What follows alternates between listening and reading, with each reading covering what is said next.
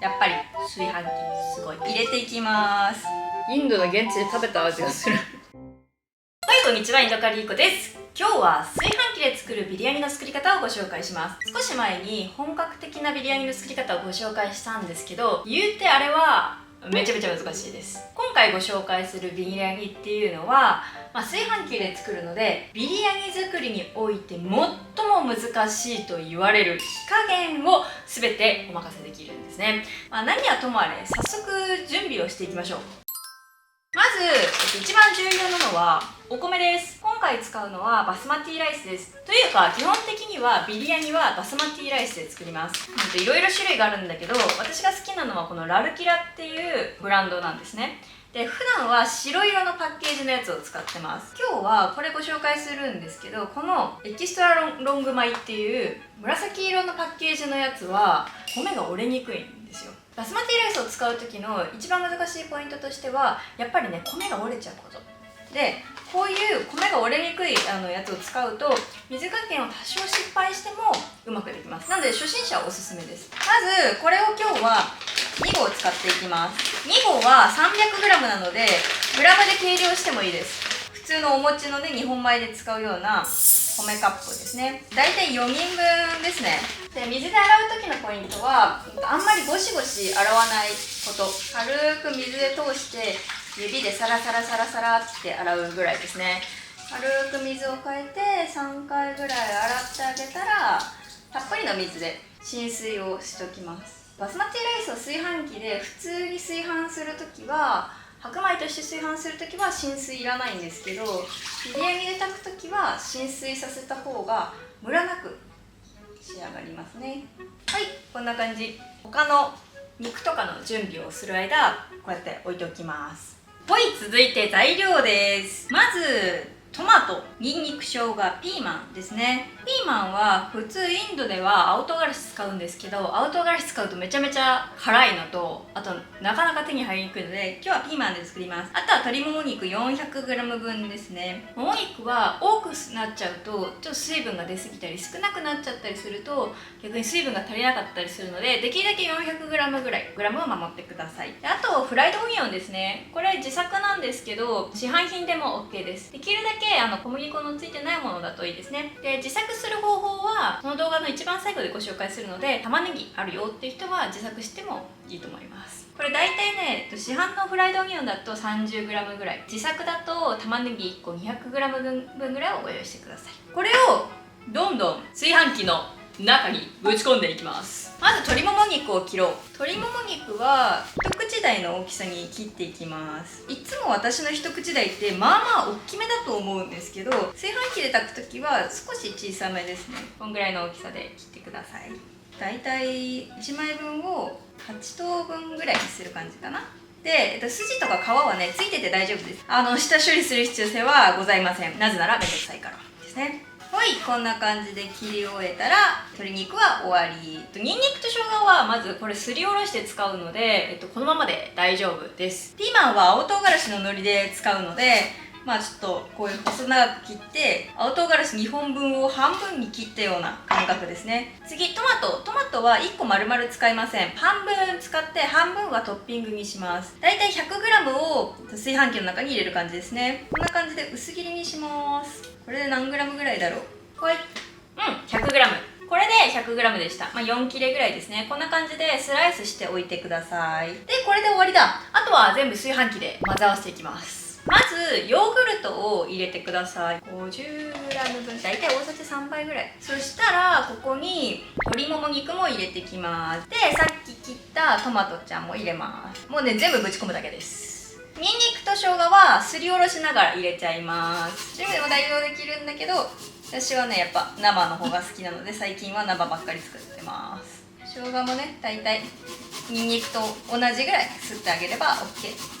今日ビリヤニにトマトを入れるんですけど、これは実は南インドのビリヤニを今作ってるんですね。チキナードビリヤニって言ってトマトベースのソースと一緒に炊き込むビリヤニがあるんですよ。前回のビリヤニは入れなかったと思うんですけど、そういうビリヤニもあります。はい、そしたらあとは少しだけこの半分ぐらいだいたい市販品だったら 15g ぐらいのフライドオニオンを最初に入れときます。ここはね目分量で OK です。あとはお塩ですね。ビリヤニにおいて大切なポイントは3つあって、まず一番最初の米と、あとは水加減火加減と、3つ目はね塩加減です。小さじ2ですね。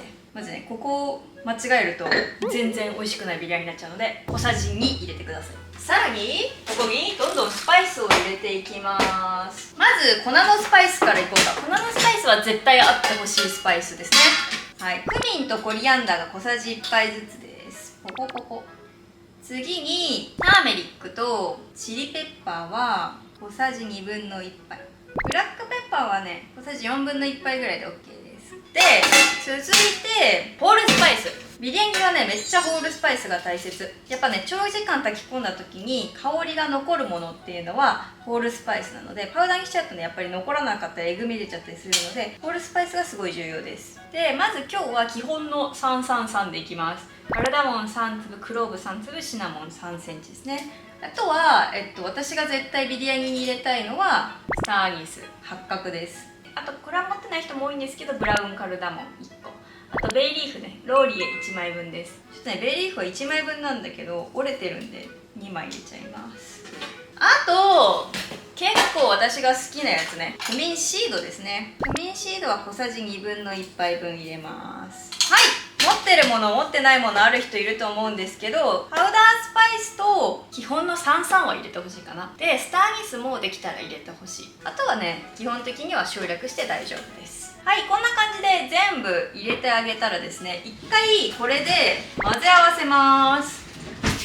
よく混ぜ合わせます。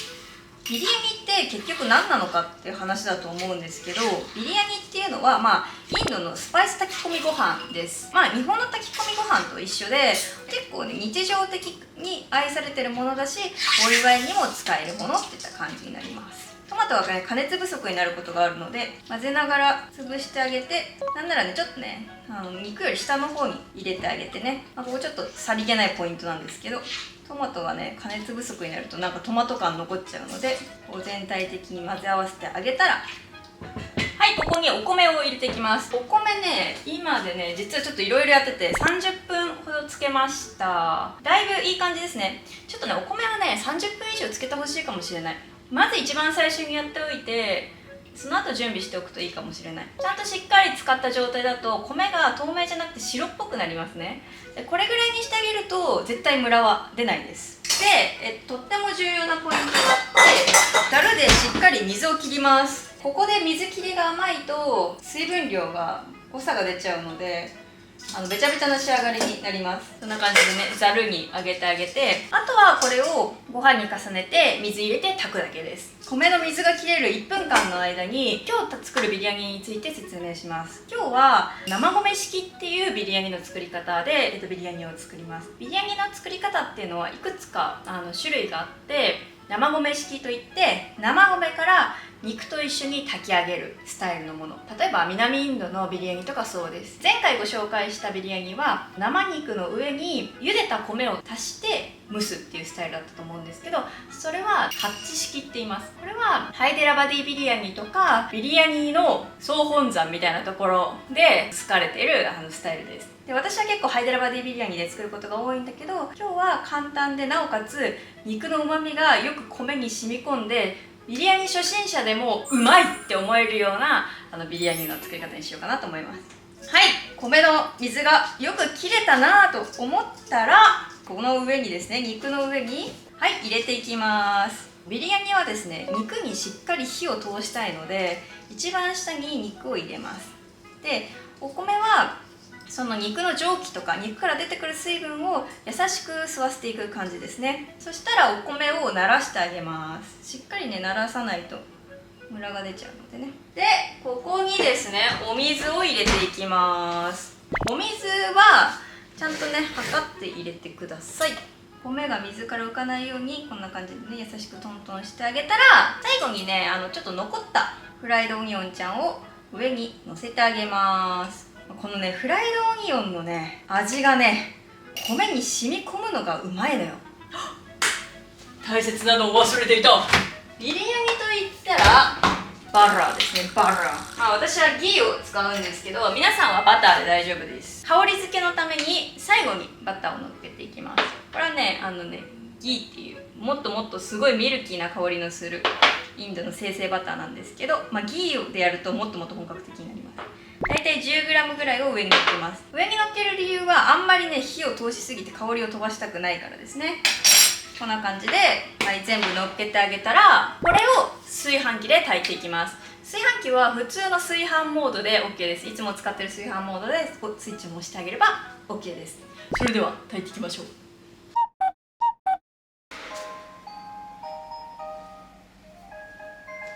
はい、ということでビリヤニが炊けました。見てみましょう。オープンザビリヤニ。パカッ。うわー、めっちゃいい感じに炊けております。これちょっと素早くやります。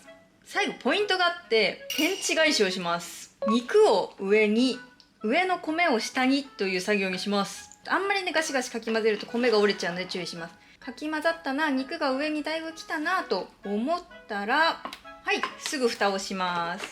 で、蓋をした状態でここから保温の状態で放置しておくといいです。放置しといた方がいい理由はですね、やっぱり下の方は肉に触れてよくずっと水に触れている部分なので割と柔らかく炊けてるんですけど、上の部分が少し硬いんですね。なのでこれを1回天地返しして逆にしてあげて、最低10分、できたら30分ぐらい保温状態で放置しておくとうまく蒸らされて超美味しい仕上がりになります。ぶっちゃけ炊き上がりも美味しいんだけど、時間があればぜひ保温状態で蒸しの工程をやってください。で、この30分の間に3種類の、ビリヤニのトッピングを作っていこうかなと思います。まず1個目は紫玉ねぎを使ったライターをご紹介します。別に紫玉ねぎじゃなくても全然いいんですが、4分の1玉ぐらい作ろうかな。で普通の玉ねぎ使ってもいいんだけど、そのまま使うと結構ね辛いので、一回ねちょっと水にさらします。大体4分の1個ぐらいを切ってあげて、ちょっとねできるだけ短時間に作りたいのでたっぷりのお水に入れていきます。でちょっとね辛いの苦手な人はちょっと揉んでおくといいと思います。キュッキュッとね。これでねちょっとしばし10分ぐらい放置しておきます。であとトッピングはやっぱ彩りが綺麗なやつがいいから、パクチーとあとトマト、あとね黄色のトッピングでおすすめなのはねくし切りレモンとかですね。パクチーは私は普通にみじん切りにしちゃいます。切ったての方が香りがいいので、私はいつも蒸らしの工程でやっちゃいます。はい、こんな感じで完成。でトマトは薄くスライスしてあげてトッピングに使います。これはね残ったやつは食べます。うまい。はい、では15分ほど経ちまして、だいぶ玉ねぎちゃんが辛みをお水の中に出してくれております。これを1回水切っていきます。しっかりね水を絞るといいと思います。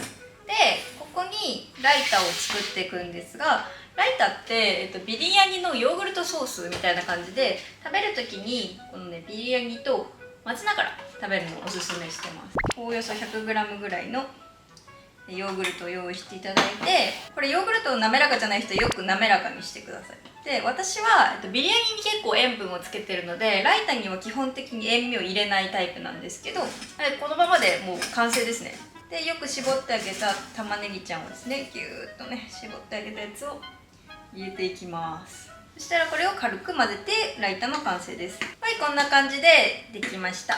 で、あと蒸らしが5分10分ぐらいなので、それを待って盛り付けていこうと思います。はい、では30分ほど経ったので見てみましょう。ビリヤニを迎えに行ってきます。お待たせ。断然さっきよりも美味しそうに仕上がっております。はい、これをですね最後ねゆっくり丁寧にね混ぜていきます。もう上も下もだいぶ均一になってます。このね生米式で炊く方法のビリヤニは米が全部均一の黄色になるのが特徴的。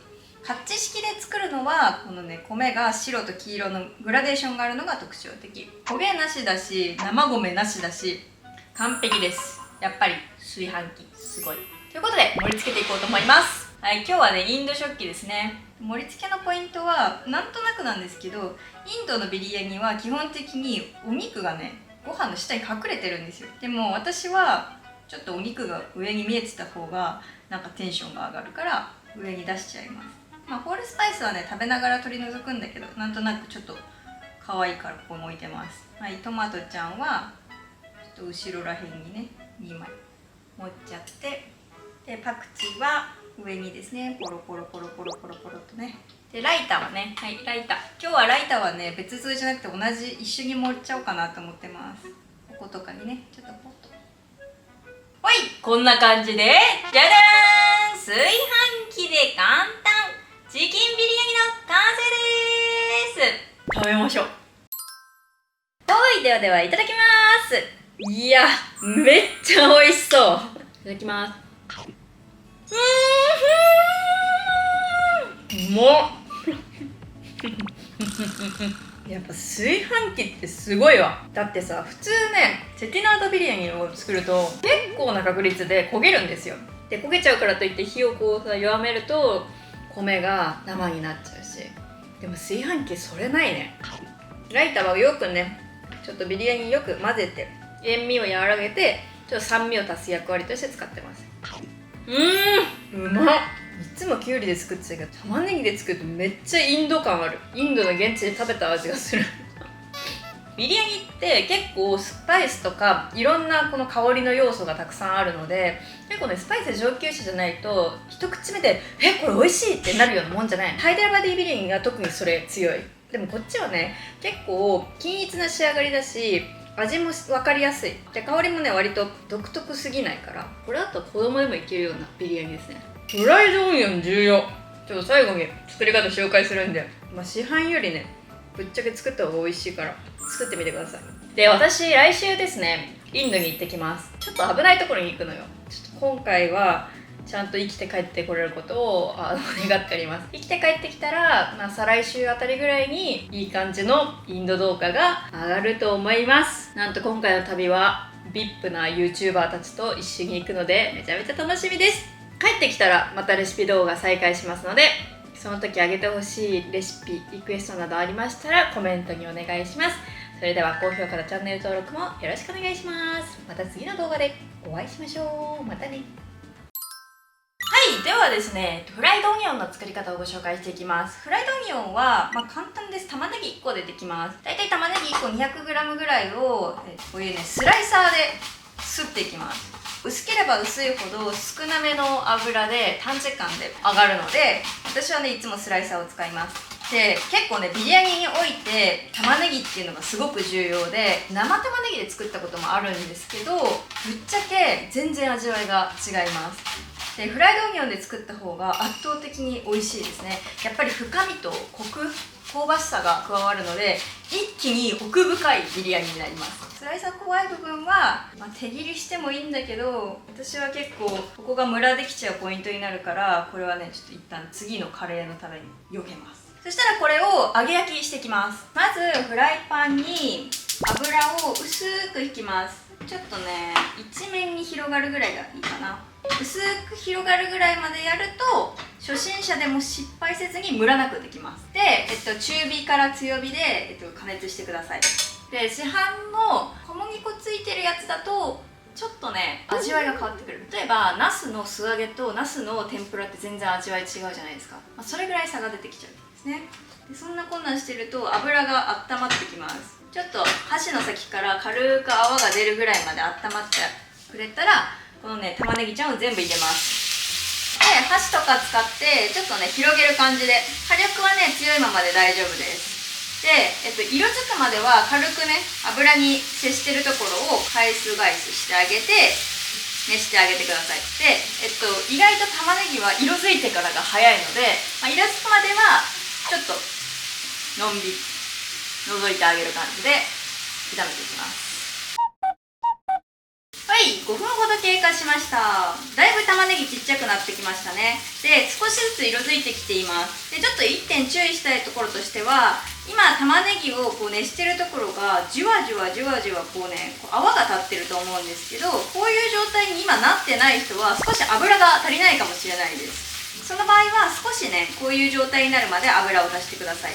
でこっからがねすごい早いです。ちょっと心配な人は火力を落としても大丈夫です。私はちょっと説明しながらするので火力を落とします。でここからまだ色浅いなと思うんですけど、意外とフライドオニオンって引き上げてからも色が濃く進むんですね。なのでよく市販で売られているフライドオニオン色までフライパンの中まで加熱してしまうと揚げた後に抹茶色になってしまいます。なので少し薄いなぐらいで引き上げるとうまく仕上がります。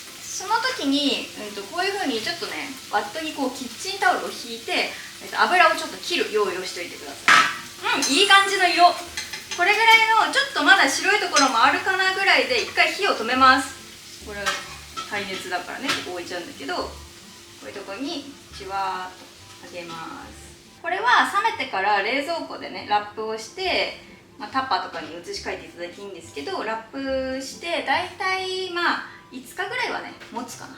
なので例えばビリヤニ作らなくてもこういう状態にしておけば普段のカレー作りの炒め玉ねぎの代わりにも使うこともできますし、週末ビリヤニ作りたいって時間ある平日の夜とかにこれだけ作っておいちゃうとかでも全然 OK です。ぜひやってみてください。